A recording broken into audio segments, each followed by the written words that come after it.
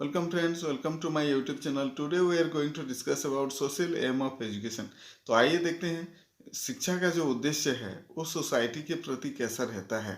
तो एरिस्टोटल जो एक ग्रीक फिलोसोफर हैं, उन्होंने बोला है कि man is a social being, मतलब मनुष्य एक जो है सामाजिक प्राणी है और वो समाज के अंदर ही रहता है। बट यहाँ उन्होंने बोला है a man who lives outside the society में बी ए डिवाइन और ए सोल।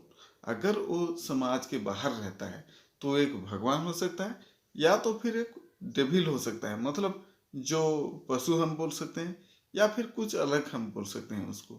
तो फिर देखते हैं individual complete social development possible only through social contact and relationship, मतलब जो हमारे समाज में इंडिविजुअल रहते हैं उसको समाज के साथ ही बढ़ना है। सोशल कॉन्टेक्ट जरूरी है, इंडिविजुअल रिलेशन जरूरी है।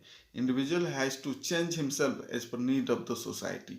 समाज जैसा चाहता है इस तरह हमें अपने आप को भी चेंज करना होगा, ये इंडिविजुअल को करना पड़ेगा। यही सोशल एम में बताता है। Individual learns due to influence of other social beings, parents, friends, teachers, friends, others. तो यहाँ हम देखते हैं इंडिविजुअल क्या होता है, वो अपने साथी दोस्तों के साथ, मम्मी पापा भाई बहन सबके साथ मिल के वो अपना लर्निंग करता है, सीखता है। तो वो एक सोशल बीइंग है बोल रहे हैं। फिर आगे देखते हैं स्टेट सोशलिज्म। तो यहाँ क्या होता है, the state had the right to mould and shape the individual. तो समाज का पूरा टोटल अधिकार रहता है को इंडिविजुअल का शेप, इंडिविजुअल का जो इंटरेस्ट है उसको चेंज करे, या फिर इंडिविजुअल किस तरह आगे बढ़ना चाहिए उसको भी वो चेंज करे। और इंडिविजुअल को कौन कौन सा मतलब काम करना चाहिए, कौन सा नहीं करना चाहिए, ये भी स्टेट ही डिसाइड करता है। ऐसा नहीं कि खराब काम करेगा या अपने मर्जी से करेगा, वो नहीं। समाज जैसे चाहता है वैसे इंडिविजुअल भी आगे परफॉर्म करते हैं, काम करते हैं, और उस टाइप का प्रोत्साहन भी स्टेट देता है। कोई कुछ भी करेगा वो ठीक है, बट प्रोत्साहन उसको उतना नहीं मिलेगा।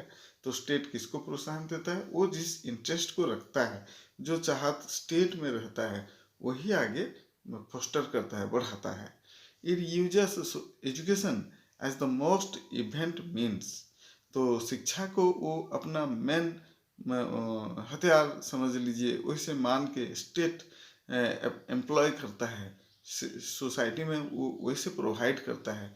तो जैसे साइंस का डेवलपमेंट करना है तो साइंस के विकास के प्रति वो अपना खर्चा लगाए, खर्चा सब बहन करेगा। फिर जो मेटल्स अपैरेटस वगैरह है वो भी प्रोवाइड करेगा, तो वो फिर साइंस में आगे बढ़ पाएगा।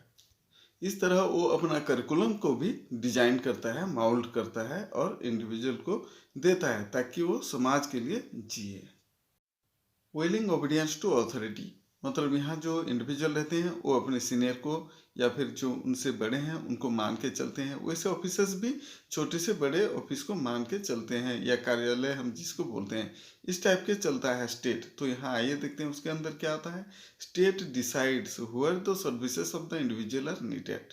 तो स्टेट ये भी डिसाइड करता है कि वो इंडिविजुअल जो है समाज में जो व्यक्ति रहते हैं वो कहाँ सर्विस देंगे, मतलब वो ऐसे सर्विस कहीं भी नहीं दे सकते या कुछ भी नहीं कर सकते। तो समाज को जो ज़रूरत होगा और जहाँ ज़रूरत होगा वहाँ वो मांगता है और बताता है कि यहाँ आप आइए, सर्विस कीजिए, ताकि समाज का सभी लोगों का डेवलपमेंट होगा, विकास होगा और समाज फिर आगे बढ़ेगा। फिर आगे देखते हैं state is the apex body over and above individual. मतलब स्टेट जो भी चाहता है, जो भी बताता है वही करना पड़ता है। इंडिविजुअल का यहाँ कुछ नहीं चलता है, क्योंकि इंडिविजुअल तो एक सामान्य इंडिविजुअल ही है, बट स्टेट क्या है, सभी लोगों को लेके स्टेट बनता है। तो यहाँ क्या होता है, सभी लोगों का जिसमें विकास होगा वही चीज़ स्टेट बताता है कि नहीं यही कीजिए। तो इसीलिए हम यहाँ बोल सकते हैं state is the apex body over the above individual, मतलब इंडिविजुअल से बहुत ऊपर रहता है स्टेट।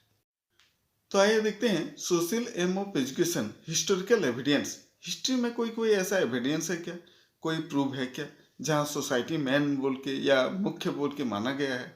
तो पहले देखते हैं ancient Sparta where each man was born not for himself but for his country. तो स्पार्टा जो शहर था वहाँ मेन जो या हर इंडिविजुअल जो भी पैदा होते थे वो समाज के काम करते थे पहले, उसके बाद वो अपना काम करते थे। फिर सेकंड में आता है earlier Germany has also believed in absolute value of the state. तो जर्मनी जो अभी का नहीं, पहले जो जर्मनी था वो भी वही रूल किया था कि जो पैदा होगा वो अपना देश का पहला काम करेगा, फिर वो अपना खुद का काम करेगा। फिर आगे देखते हैं रोमन कैथोलिक डॉक्ट्रिन जो एक उनका ग्रंथ है वो भी बोलता है set the slogan of extreme social aim. वो भी बोलता है, डॉक्ट्रिन जो बोलता है रोमन का कैथोलिक डॉक्ट्रिन जिसको हम बोलते हैं, वो भी बोलता है कि नहीं समाज के लिए ही काम करना है, अपना काम भूल जाओ, अपना काम बाद में करो। तो वैसे हम देखेंगे एथेंस जो एक शहर था वहाँ भी यही चलता था कि जो बच्चा पैदा होते थे उसका निरीक्षण किया जाता था, चेक किया जाता है। अगर वो फिजिकली फिट था तभी वो समाज में रह पाएगा, नहीं तो उसको वहाँ एक लास्ट एक अपने फील्ड टाइप का था, वहाँ एक हर गांव में बनाए रखे थे, फिर वहाँ उनको लेके मार देते थे। तो इस टाइप का एथेंस में भी चलता था पहले। आइए देखते हैं social aim of education in democratic country. Democratic country जैसे हमारा इंडिया है एक डेमोक्रेटिक है, बट रिपब्लिक भी है ये। तो यहाँ क्या होता है देखते हैं कैसे इसका एम रहता है, उद्देश्य, शिक्षा का उद्देश्य कैसे रहता है। Education for social services and for friendship. तो हमारे यहाँ रहता है जैसे कि सोशल सर्विस, समाज के प्रति जो सेवा मनोभाव है वो पहले डेवलप करवाता है, शिक्षा देता है। तो बच्चों के अंदर वो स्कूल से ही इंस्टिल किया जाता है, अपने बच्चों में वो डाला जाता है ताकि वो समाज को कुछ दे पाए। तो फिर बेस्ट सिटीजन भी बनाता है, मतलब देश के प्रति समर्पण भावना उनके अंदर भी डेवलप करवाना, ये शिक्षा का मुख्य उद्देश्य यहाँ रहता है। फिर आगे देखते हैं society requires individuals who are physically fit, intellectually sound, economically self sufficient, morally high and who can contribute for the society. तो समाज में तो बहुत सारे लोग रहते हैं, अलग अलग प्रकार के भी रहते हैं, कुछ अपने लिए जीते हैं, कुछ देश के लिए भी जीते हैं। तो समाज कौन सा चाहता है, कौन सा प्रकार के लोग चाहता है, जो समाज के प्रति कुछ दे सकें, फिजिकली फिट हो, फिट नहीं भी हो तो भी उनके अंदर एक समाज के प्रति कंट्रीब्यूशन का मनोभाव रहना चाहिए, उनके अंदर एक फीलिंग्स रहना चाहिए, वही फीलिंग जिसको हम बोलते हैं वो हमारे यहाँ रहना चाहिए। तो यहाँ हमारे कुछ कुछ कर्तव्य भी दिया गया है, वो भी हमें करना चाहिए देश के प्रति। तो इसके कुछ क्रिटिसिजम्स भी हैं, तो उनमें क्या क्या बोला गया है देखिए। First, individual as a non entity, मतलब अगर वो इंडिविजुअल खुद के लिए कुछ भी नहीं करेगा, वो समाज के लिए ही सब कुछ करता रहेगा, तो उसका अस्तित्व क्या रहा, वो खुद फिर क्या करेगा, वो जिएगा या नहीं जिएगा, किसके लिए वो जिएगा, ये एक क्रिटिसिज्म आता है। फिर सेकंड में आता है हार्मफुल टू डेमोक्रेसी।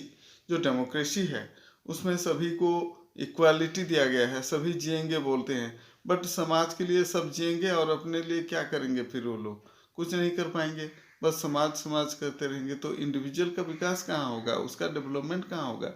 तो हर इंडिविजुअल कहाँ चाहेगा कि वो कुछ खुद का प्रोग्रेस करे, खुद का डेवलपमेंट करे। वो तो स्टेट ही कंट्रोल कर देगा कि नहीं तुम ये नहीं कर सकते, ये नहीं कर सकते, या फिर यही करोगे बोलेगा, तो उसका इंडिपेंडेंस और नहीं रहेगा। तो ये एक हार्मफुल हो सकता है बोलते हैं। फिर थर्ड देखती है no scope of independent will.